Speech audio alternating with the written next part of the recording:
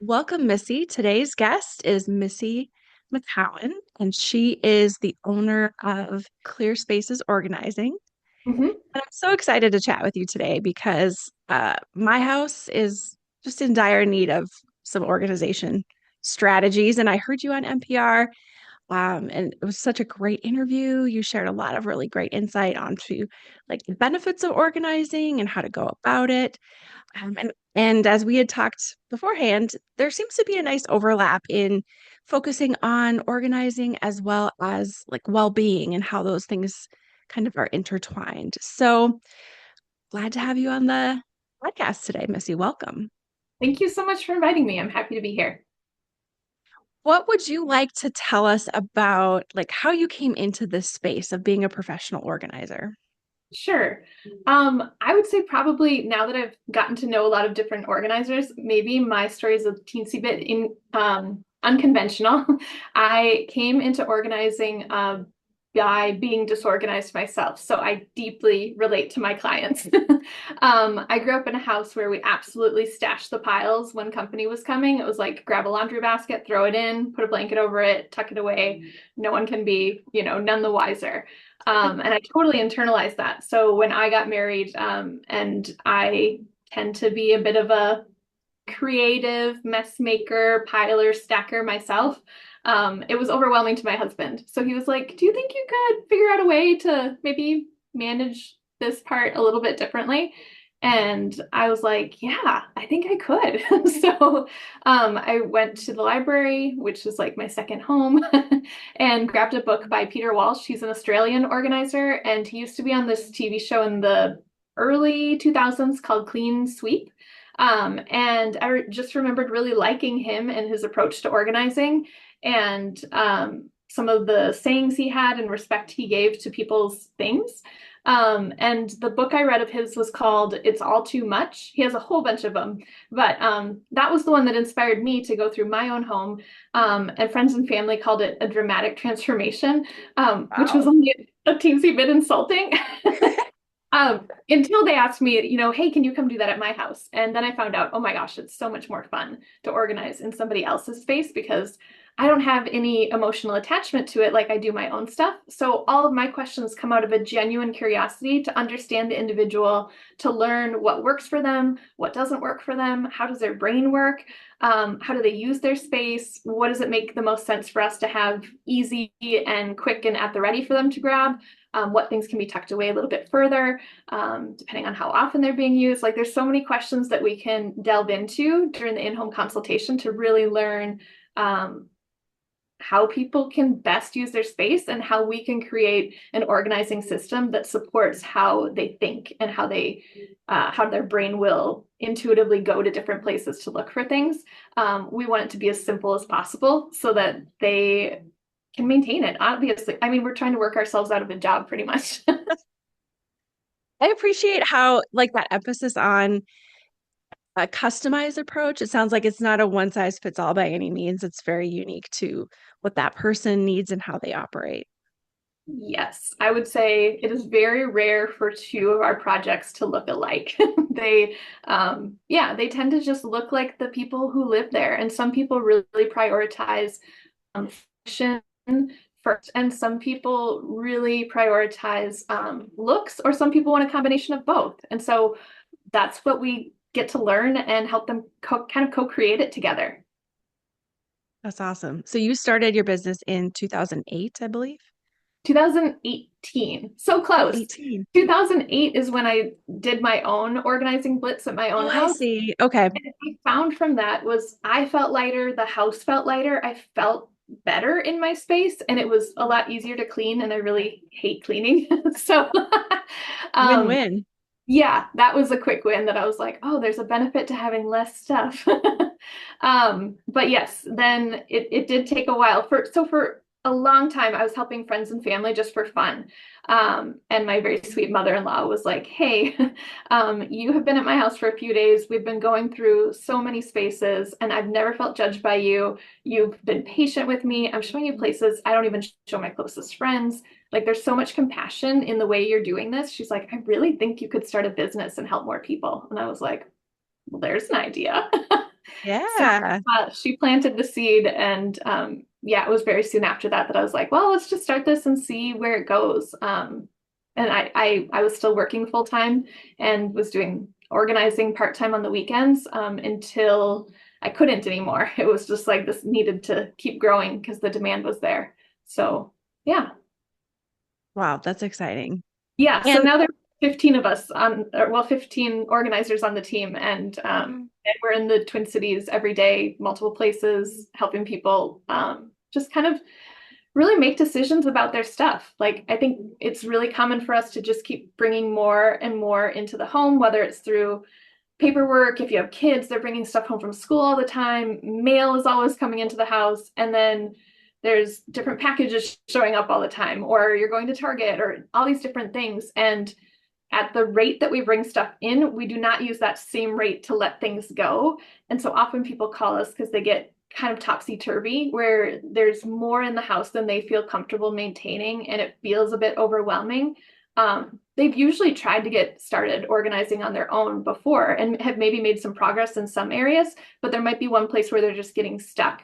So they reach out and just ask for a second set of eyes to come and take a look, and then we kind of brainstorm some ideas together and make a plan and go from there.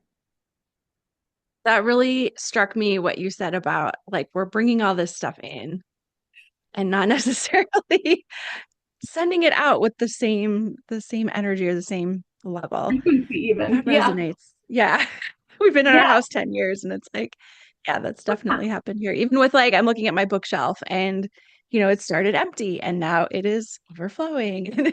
Like, it's hard to part with some of those things, but then it can really weigh a person down. And that can weigh on somebody mentally, emotionally. It can affect relationships. There's so many different aspects that can kind of influence our well-being. And so Hmm. I think this is such a really important thing for people to think about if they're dealing with a space in their home or their whole home and it's just feeling a little bit much. What kind of changes have you heard from people in terms of like how it's impacted their wellness and their well-being after Oh working my with you and gosh. getting organized?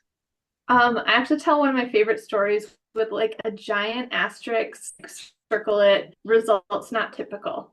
Okay, and now I will share. Okay, cool. One of my dear clients, we went through her kitchen and like literally did her fridge, freezer, pantry, everything in the kitchen.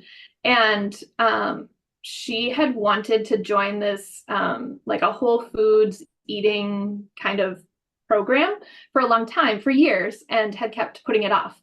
Once her kitchen was done, she was like, this is it. I'm committing to it. I'm doing it. And she lost a tremendous amount of weight. And so she loves to go around and tell people that getting organized helped her lose weight. And so that's why I'm like, results not typical. But in that case, it did. And this is what's so cool about getting organized is it's going to mean something different for everybody. There was this lovely grandma that we worked with, and she said the grandkids are getting older now. They're not really sleeping in the guest room anymore, and if they do sleep over, they're honestly just sleeping with me. So I don't need this entire guest room. What I would love it to become is an office where I could write. She's wanted to write for years, and so we were able to do that for her in a day. Like someone from Craigslist came and picked up the bed, and like got the everything moved in, and her bookshelf set up, and the desk, and all of the things. So it's cool to see what it unlocks in people once like if you believe that there's energy in everything and around us, right? Once we start to shift the physical things, it shifts the mental and the emotional, like you were talking about, as well. And it just creates more possibility. There's more expansiveness physically in our space, but also in our minds. There's such a strong connection between visual clutter in our home and clutter in our mind. Even if it's tucked away like in a closet or a bedroom that you're not really using and you're just kind of throwing stuff in there and closing the door, it still kind of rattles around in your brain like as just a weight that's there. And then when you do have free time, sometimes people punish themselves and they're like, well, I should really take care of this space before I go and enjoy this thing. And so it holds people back, literally. So when we come in and we get to, just relieve this stress and take it off their plate, um, we saw this one family who they dubbed themselves the takeout family, like they just did not cook. Um, and we did their kitchen and their pantry. Again, kitchen and pantry is very popular because we're in them all the time, right? And she started cooking, and the housekeeper came to her and was like, "Are you okay? I had to clean the stove, and I've never had to clean the stove at your house before." So, I mean, it's silly, but it's also so cool to see what opens up for people. And I just never know what it's going to be until it happens. And oh shoot, can I share one more story if you'll permit me? Please I don't do. have time. Okay. This one was perhaps one of the cooler ones too. This client reached out. I think her husband may have called first, and he was so sweet and a supportive partner, and he just wanted to help his wife. And he's like, I can tell that she's overwhelmed. And so I talked with them both on the phone, and then we met in person. And she was just like, I feel like I can't find my way forward. Like but I feel like we have too much and I just want to let go of it. I'm like, okay, great. And so we would sort and categorize, and she could come in and shop her stuff and say, that stays, that goes, that stays, that goes. And we would haul away the donations. And she was like at a level 10, ready to let go. So it was quite a lot of items leaving her house. And it was funny because during the in-home consultation, we were standing in this closet, and we were talking about what to do in there. And I said, can I ask you a question? She goes, sure. I said, is this your forever house? Is this your next 5 years house? Like, what are you thinking? And she's like, well, I'd really like to get back to the area that I grew up in. And I'm like, okay, because her family was there. And I'm like, okay. And it wasn't that far away, but like maybe a half an hour. And she's like, and I said, okay, well, if this isn't the forever house, I'm not going to suggest this like closet design system that I had in mind. Like, let's just do something temporary that can easily transfer with you to another home. And she's like, okay. So we go throughout our business, we finish, we do the whole house. And she messages me one day and says, Missy, I have to tell you, we bought a house. And she goes, we weren't planning on it. We weren't thinking that we were going to move. And she's like, but you planted the seed that day when you asked, is this your forever home? And she's like, my friends watered it because they wanted me to come back to my old area too. And she said, but because the house was cleared, we could just move. We didn't have to do a lot of staging or anything. They could just list the house and go because it was already downsized.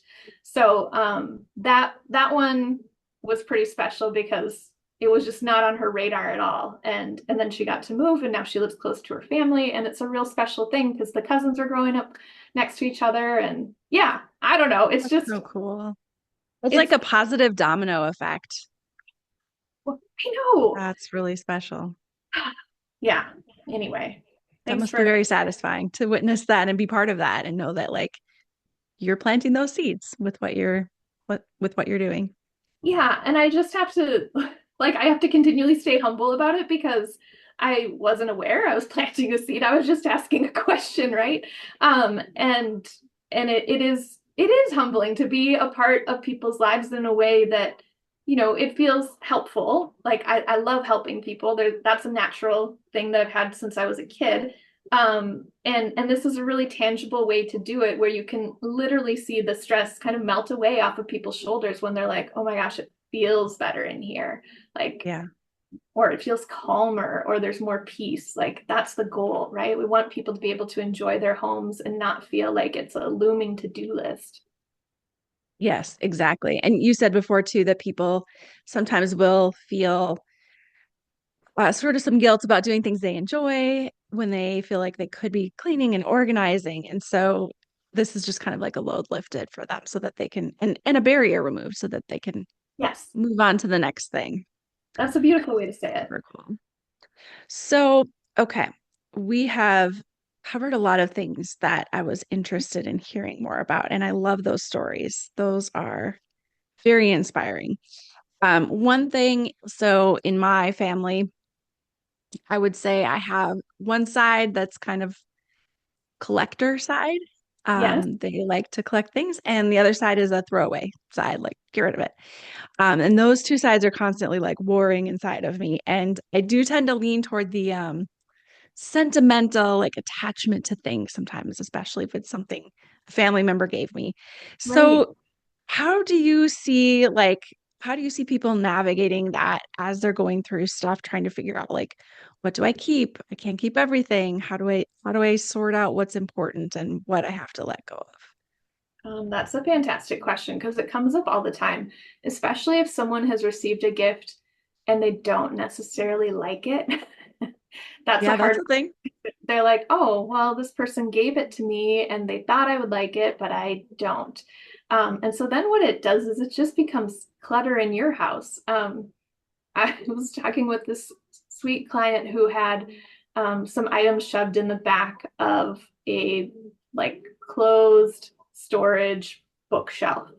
And she was like, oh, this was a gift and this was a gift. And she's like, I feel like I should keep it so that when those people come over, I can go and put them on display. If you ever saw Gilmore Girls, you know, Emily Gilmore would do this when her mother-in-law was visiting and pull everything out from the basement, even if it was like this giant coat rack or whatever it is. And and there is that like I think human like I don't want to be caught showing that I'm not appreciating your gift. Yeah. And if we think about the true intent behind giving a gift, it's to show someone that you're thinking of them, that you care about them, or that you love them, right? And so the only appropriate thing to do on the recipient's end is to say thank you. And so I'll ask people, I'm like, did you receive the gift with gratitude? And they're like, yeah. I said, wonderful. Your obligation to the gift giver is now done, and what you do with it is up to you. Now, depending on what generation I'm talking to, I have various reactions. Some people are like, phew, thanks. Let's put that in the donate pile. Let it live a second life with someone who actually wants that thing. And the older generations are kind of like, well, you say that, but they still have some tension around it. So then we'll just ask a little bit more questions like, how do you feel when you see this item? If you feel guilty or if it makes you feel sad, like sometimes they received a gift from somebody that it reminds them of a sad time in their life. It's like let that stuff go and just keep in your home the things that you really love, the things that you find useful, or something that you find beautiful. Those are great reasons to keep something out of guilt. I mean, there's better reasons to keep stuff. So if we can do some mental gymnastics to kind of dance around the item and take away some of the emotion, and just from a practical standpoint, be like, do you have something else you would use instead of this? Then you're just storing clutter in your own home for no reason, you know? I don't know. And if someone is coming over, like Emily Gilmore's mother-in-law, and they're actually looking to see if you're keeping and using the item, they've got some issues of their own, right? Like it's not in the true spirit of gift giving. And Yeah. so that is theirs. You don't need to take it on for them. And you get to have what you want in your home if you feel comfortable making that choice. Yeah. That's a great framework to approach it and kind of navigate some of those complicated feelings we might have and some Yeah, ambivalence we might have about some of the items in our home. for sure. Because And that's real. absolutely. Um, and you mentioned the different generations, and that that resonates as well. So, like my mom recently sold her house and downsized, and there was so many things that she just doesn't have room for. Right. But also like wanted it to go to a family member. And so we have a lot of that in our house. And so we're trying to figure out, what do we do with that? How do we organize it? Um, how, how do you see people or how do you help people kind of work through some of those situations? Yeah, I'm so glad you brought this up because this is a super popular one too, like inherited items. And so, if the person that you received it from is still alive, sometimes I'll encourage them to just ask, do you want this back? I took this initially from you, and now that I've had some more time to kind of live in the house and know what kind of styles we gravitate towards, I really love these other things and highlight that for sure. I really love these other things, but these ones maybe not so much. Would you like them back, or do you think there's another family member that you would like to offer them to? I would do that first and just see if they're open to that. And then some people are like, oh my gosh, if you don't want it, like no worries, you can donate it, let it go. Like I'm glad that you're keeping these things that you love. And or sometimes they're like, actually, yeah, thanks. It is important for me to keep that in the family. So thank you for offering it back. And there's an opportunity for them to regift it or decide if it's important enough that they keep it, right? Because everyone has different levels of sentimentality towards different items, and you don't really know until you spark one that's touchy. So, Yeah. um, but and then if they've already passed away, my brother died in 2015, so I helped one of his friends navigate something that she had received that was his. And his name is Justin, and I said, "What would Justin want you to do with this?" And she was like, "Oh my gosh." And for her, it was this release to know that Justin's not somewhere expecting her to keep this thing for her whole life. You know, her memories of him extend beyond this physical object. And so if you're comfortable thinking about it that way too, you know, that's just it, is that I think we take, as a society, I think we tend to take inherited items as a physical representation of how much you love somebody who's passed away. And it's not a good measure. It's not an accurate one. You have all of these memories that withstand beyond the punch bowl. So maybe you have a picture of grandma using the punch bowl, or of you using the punch bowl. You're hosting a party, and I like to call it, there's an opportunity to give things a victory lap too.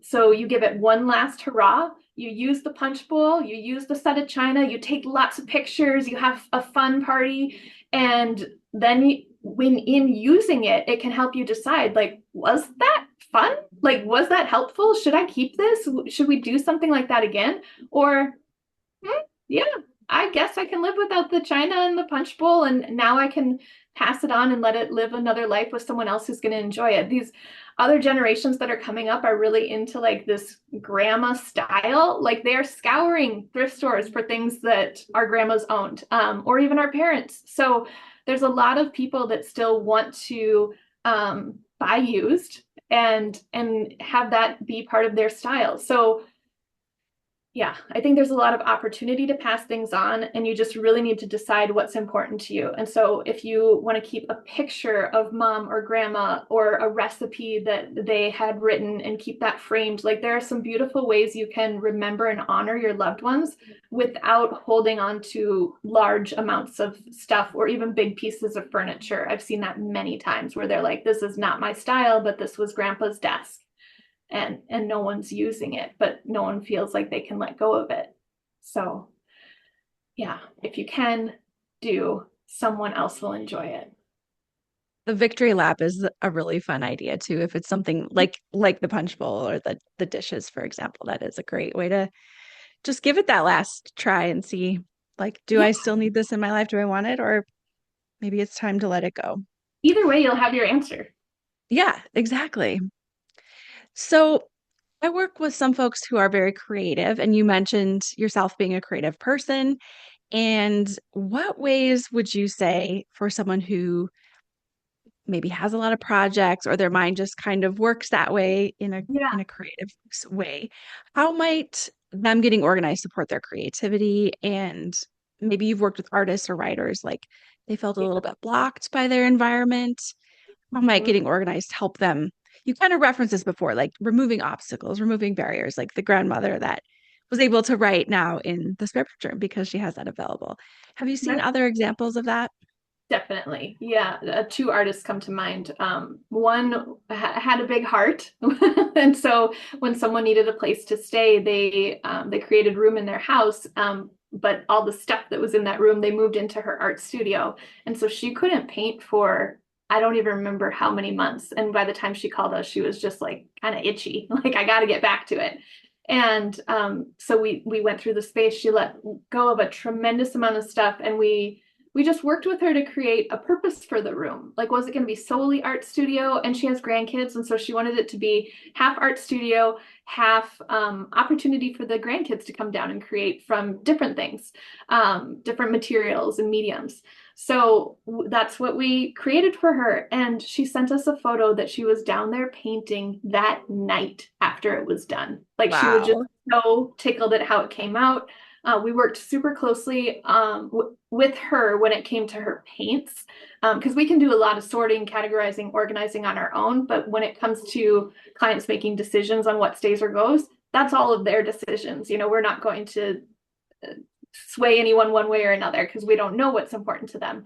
But we worked with her really closely on which paints is she accessing first and which ones are her favorites to make sure that they were really within reach, so she didn't even have to move from her chair at her workstation. So that was a really fun and rewarding one. And when we talk about creative people, I will name this for myself. This is not all creatives, but a lot of us are hyper visual folks. So if we can't see it, it doesn't exist. And so I think we need to take that into consideration.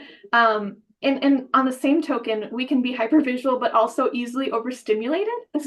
So Yeah, if it's a paradox, all but it's so true. Yeah. right, right. So if it's all visible, we can be like, whoa, that's a lot. So I think we just need to kind of intentionally look at what kind of things do we need visible so that we don't forget, and which kind of things can we put behind closed doors and just know that it's there. Like, I know in this closet is where all my different organizing supplies are. So I will remember that and I'll go in there and get them. If I had them all out staring at me, I think I'd lose my marbles and would probably have a hard time focusing in here. But my desk looks a little bit like Einstein's desk, which, if you ever remember, is like super messy. And it is, but that's because that is what works for my brain. Like, I know what each little section holds. Like, where's my to-do list versus where's a project that needs to be completed. And that works for my brain. If it was tidy all the time, I would feel like there was nothing to do. I don't know if that makes Mhm. sense. But Yeah. me having stuff out reminds me of, like, this is your next thing to work on. So I also have ADHD, so that relates to a lot of our clients as well. A lot of folks who struggle with organization. Well, I'll say it this way: a lot of folks who have ADHD can have struggles with organization because of the lower dopamine levels. We're really good at starting projects, but not great at finishing them because the fun wears off. And Yes. brains are hardwired for fun and for things that give us little jolts of dopamine. So doing things like organizing or cleaning that are really repetitive and pretty boring, our brain can just kind of tune out.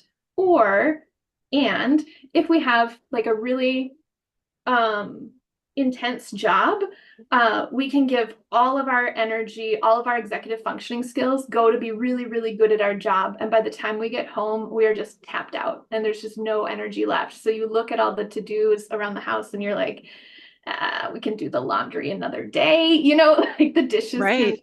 it's just that kind of mundane tasks can be really overwhelming for folks with ADHD. And so then things start to pile up around the house, whether it's mail or stuff.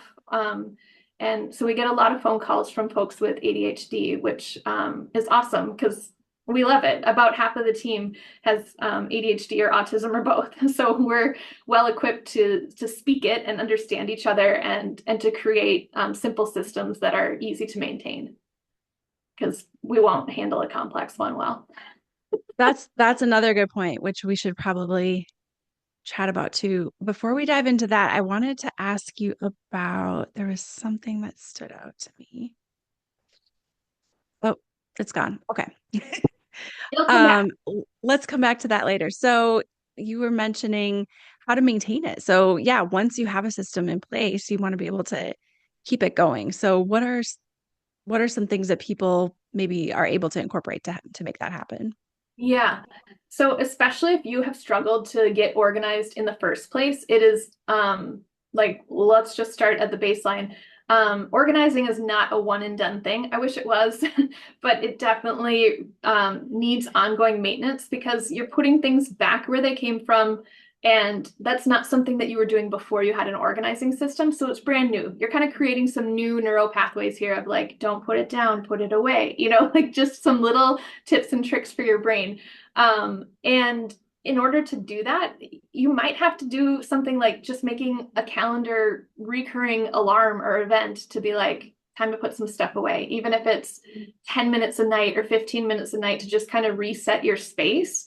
That goes a long way for your own. I mean, you'll sleep better. They've done studies on this. It increases your productivity and motivation, and it also improves your sleep. And what's the other thing?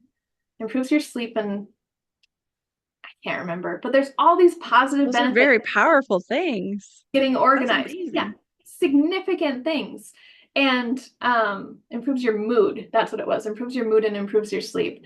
Wow. And um, so because it's not your natural state, if you're struggling to get organized, I think a literal reminder on your phone is going to be the best way for you to get into a habit of really maintaining the space. And it literally could just be a 15-minute timer that you put on and are like, okay, let's race the clock. Let's see how much I can get done, until it becomes really, really ingrained. And then I give you permission to take it off your phone.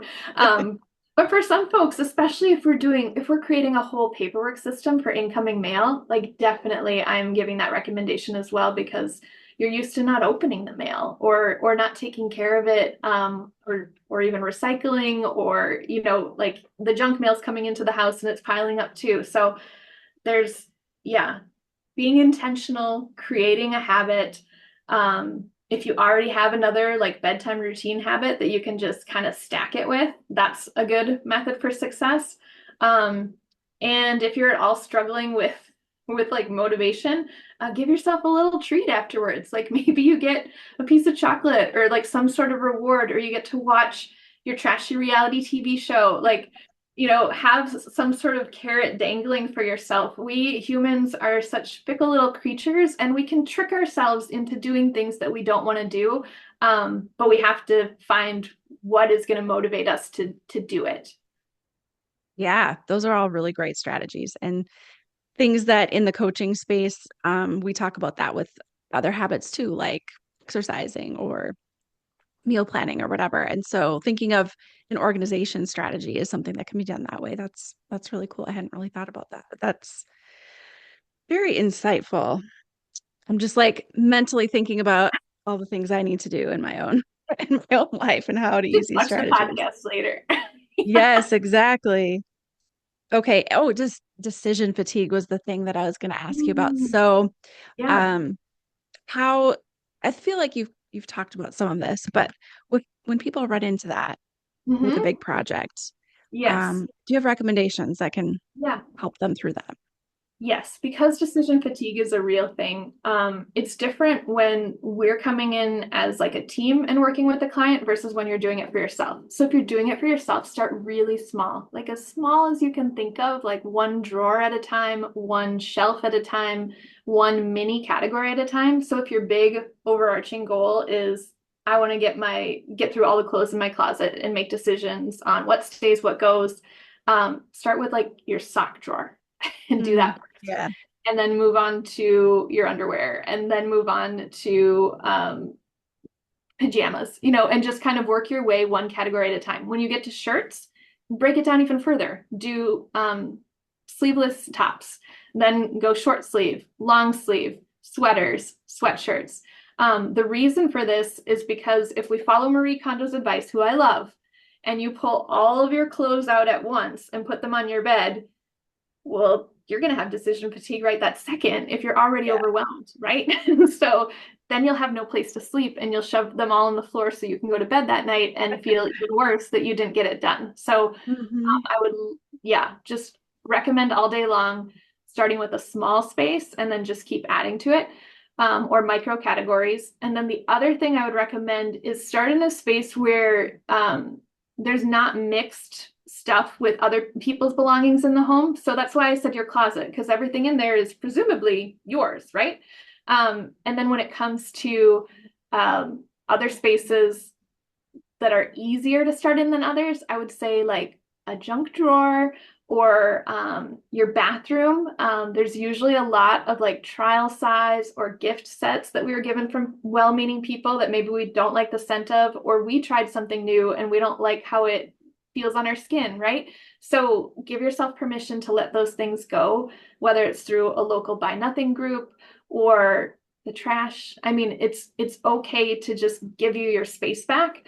I would advise against going like straight for the hard hitting sentimental stuff. Like I would leave photos until you've really worked up your letting go muscle. Ooh, And that's a good point. yeah, Yeah. yeah, you want to practice with some less emotional things until you get to the really tricky stuff. Like I'm a very sentimental person. I've got lots of boxes of cards from people, printed out emails from when my husband and I were dating. It's just, yeah, there's a lot in there that I only look at when I feel it's absolutely necessary because you will just I would get lost in a rabbit hole of memories and then be like, what was I doing again? So Yeah. so as much as possible, start with something simpler. That's a really good tip because I can see how that, yeah. If you go for the that has happened to me a lot. I'll crack open something and I'm like, oh, I remember when we went on this trip, and then all bets are off. Hours have gone by. Yeah, exactly. Totally. This is good. Okay. So another thing I talk to coaching clients a lot about is this concept of progress over perfection, and like how embracing that approach to any kind of behavior change or lifestyle change can make it more sustainable a lot of times. How would you see this philosophy play out in organizing? Yeah. Well, my personal favorite is done is better than perfect. And I think that's because um, people can really get stuck on wanting it to be the perfect system or the best or the most optimized use of their space. And it's like, hey, if we are starting from overwhelmed, like even just getting here is great progress. So, if it's 50% better, like we're moving in the right direction and we can keep optimizing it until you feel, really, really good about it. But we have to start somewhere. So a lot of times when we are helping people declutter, which is just a fancy word for deciding what you want to keep or what you want to let go of, um, clients will say to us, this is probably just the first pass. I'm going to have to go back through these items again later. And I'm like, love that. Love that you are aware that it's going to sometimes take multiple runs. And some people are ready right off the bat to just take a broad stroke and be like, none of this needs to stay, right? Um, so, yeah, people are all across the board on how much they can handle.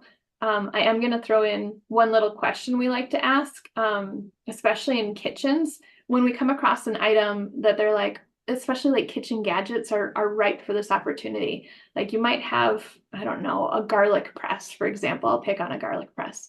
And so we'll ask, how often do you use it? And some people love their garlic press, and great, that's an easy yes. And some people are like, I don't really use it that often. I think someone gave it to me at a Pampered Chef party or whatever. Or and then that's an easier no. But if they're still struggling with it, we'll ask, is there something else you could use in place of this? Like if you did not have this item, what else could you do? And I had a client look at me and she goes, I mean, I actually just always slice my own garlic. I don't know why I own a garlic press. I'm like, okay, great. So a knife. A knife is going to take the place of this item. It can go. That was a little bit of a rabbit trail there, but all this to say, yes, progress over perfection is a great mantra in organizing as well. And done is better than perfect because it's so easy to get hung up on like, what is the right thing? I do have a story about that if you'll permit me. We Um, do. Go for it. okay, awesome. I have a client who, in her profession, in her business, she deals with a lot of paperwork that changes annually, and it's based on different counties and all across the state. And so it's a lot of paperwork, and it's just a lot. And so she was like, I really want to use these bins that I already have. And I was like, great, happy to reuse what you have. But none of them were like the right size. Some were way too big, some were way too small. And so we were trying to make this ad hoc work. And after a few months, she called me and she goes, it's just not working. And I said, how much do you trust me? And she goes, a lot. I said, great.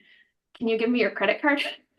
So I ran to Target, came back in like 25 minutes with like $100 worth of organizing products. But they're all really thin and they all fit her paperwork perfectly. And then we were able to label with which company it was, with which county it was, so that everything was visible. And that system has worked for her for years now. And so sometimes Wow. there is a right solution. It's just a matter of getting there. And everybody has their own journey of like when they're ready to get there. And I'm not Yeah. saying that we always have the right answer and we're just holding in our back pocket. We don't. That was just part of working with her for a long time and realizing, man, this woman is hyper visual and these bins are not see-through. If we could get see-through bins for her so she can see it at a glance and add a label so she can, affirm as she's going towards it that she's getting the right thing, this is going to be way easier than all of it mixed together in this not see-through bin with like dividers that were ad hoc, and yeah, it just wasn't working. So Mhm. anyway, those are my You have to thoughts. kind of be willing to experiment a little bit to figure out Yeah, what works for that some that's a really situations. great point. I think sometimes even with organizing, you think, well, I'm going to hire a professional organizer and then I'll never have to tweak it. And the fact of the matter is we try to partner with our clients as much as humanly possible so that we're getting their insight along the way of how they use the space, of what's going to work for them, if they've tried something in the past and whether it worked or not.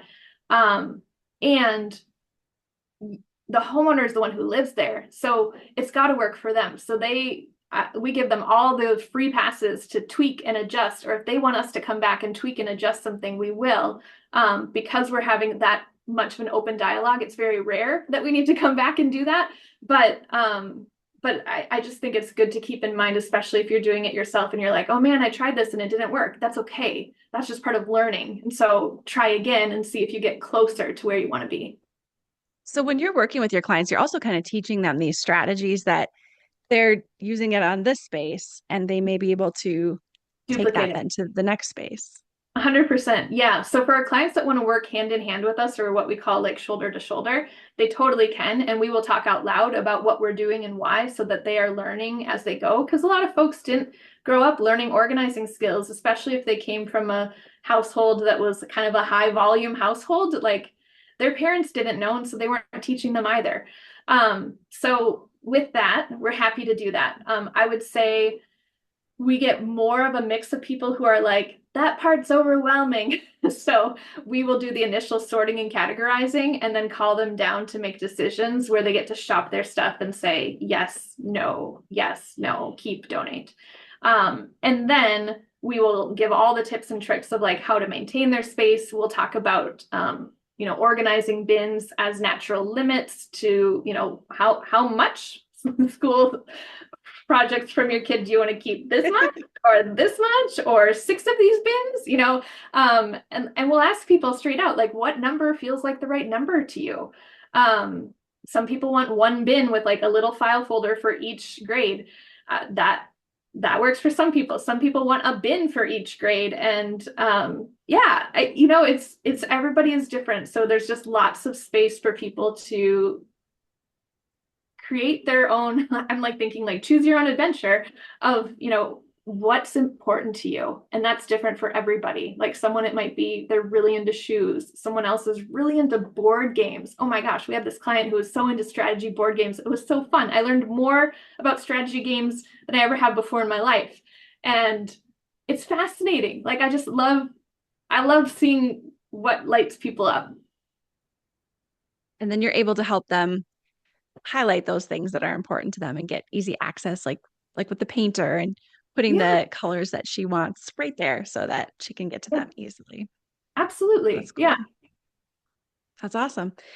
So if somebody's thinking about whether a service like yours might be right for them, Mhm. um, what would help guide them? Like who's your ideal client, would you say? For us specifically, Hmm. yeah. We work really well with folks who want a gentle touch when it comes to organizing. Like they might be a little bit nervous or unsure of what to expect. We have a lot of compassion. Everyone on the team has like spades of kindness, compassion, non-judgmental attitude, and just able to hold space for people and meet them where they're at. So those are the kind of folks that we tend to attract.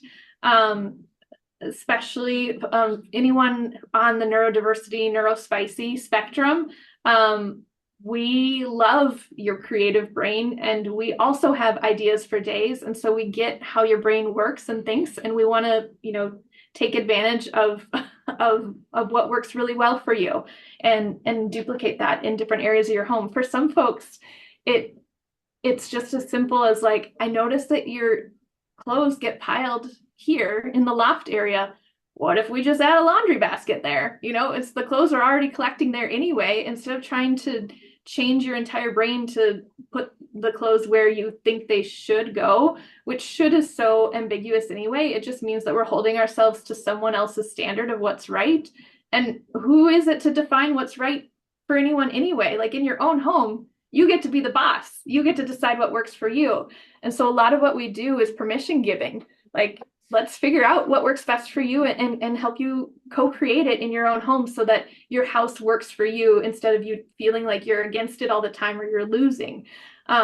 We want you to feel, yeah, at peace at home. So that's anyone who's overwhelmed, really, like, we can help take stuff off their plate.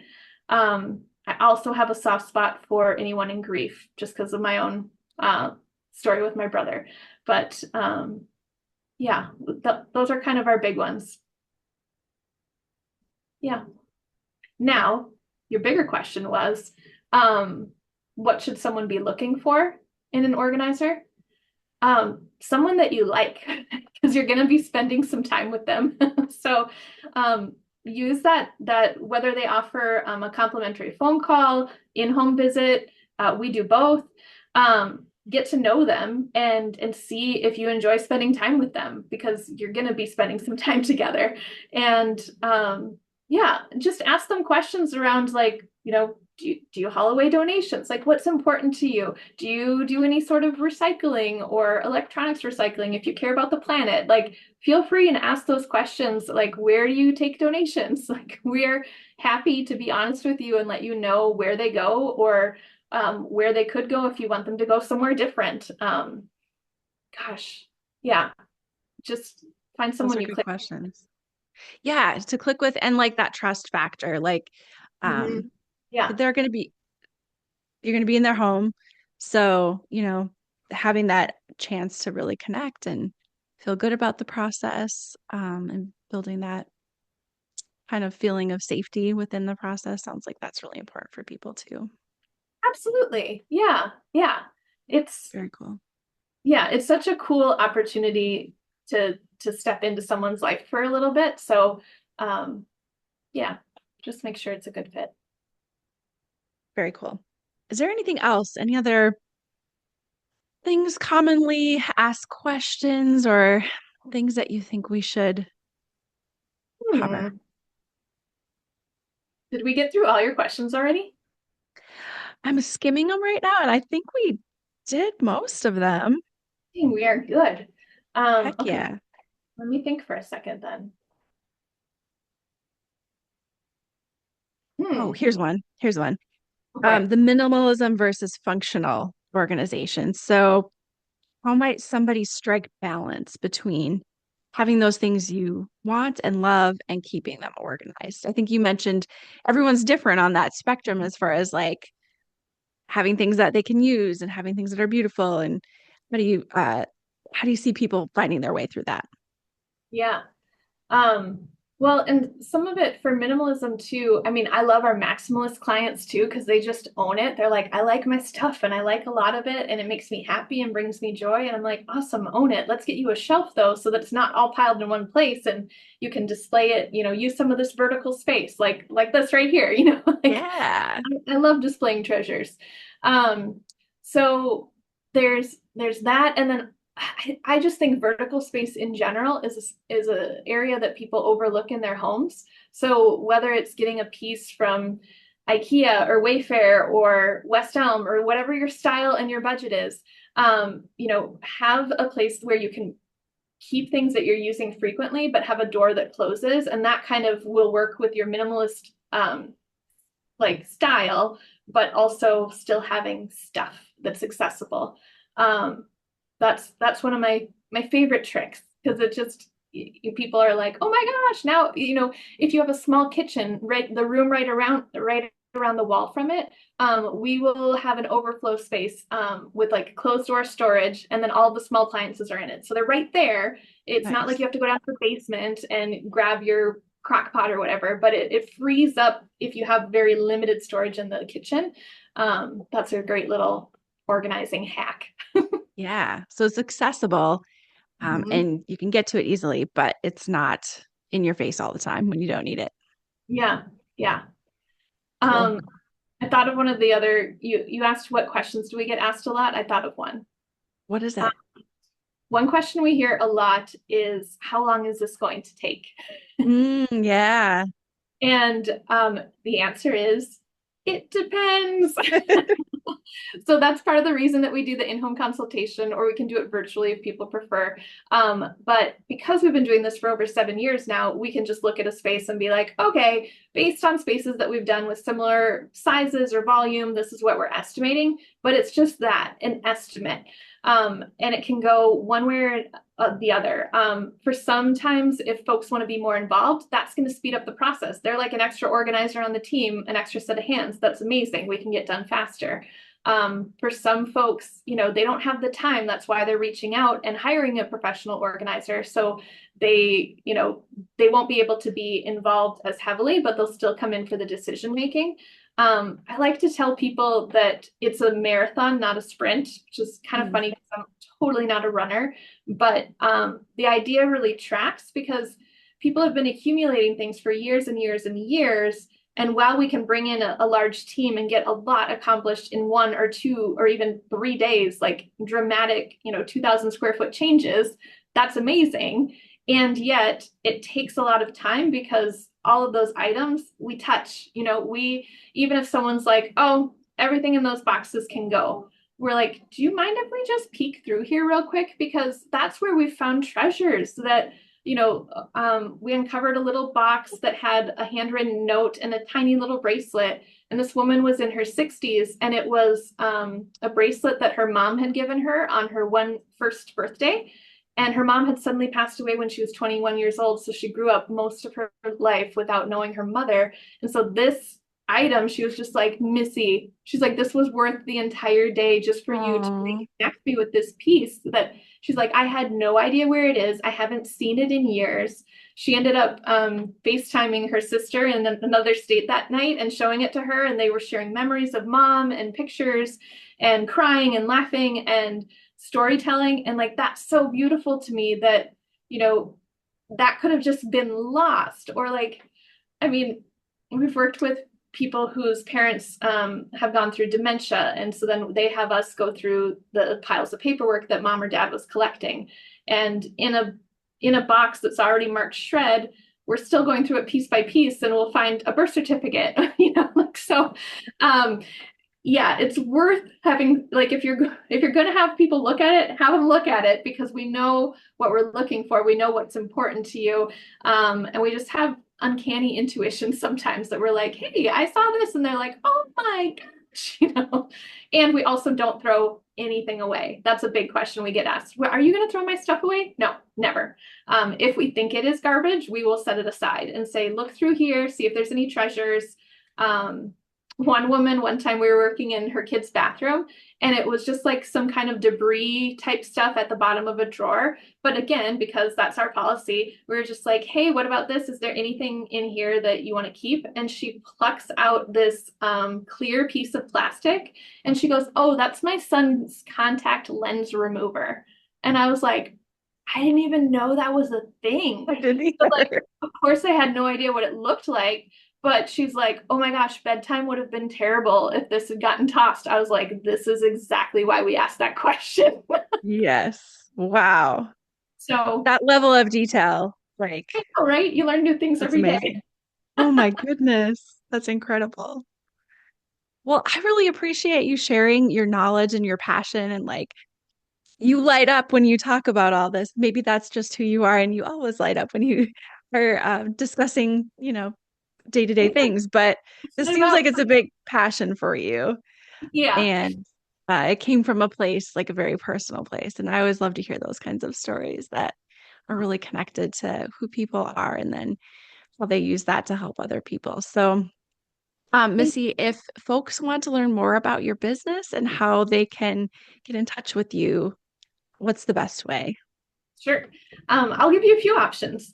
So, one, the website it's 3 words. It's creating clear spaces, plural with an S at the end.com.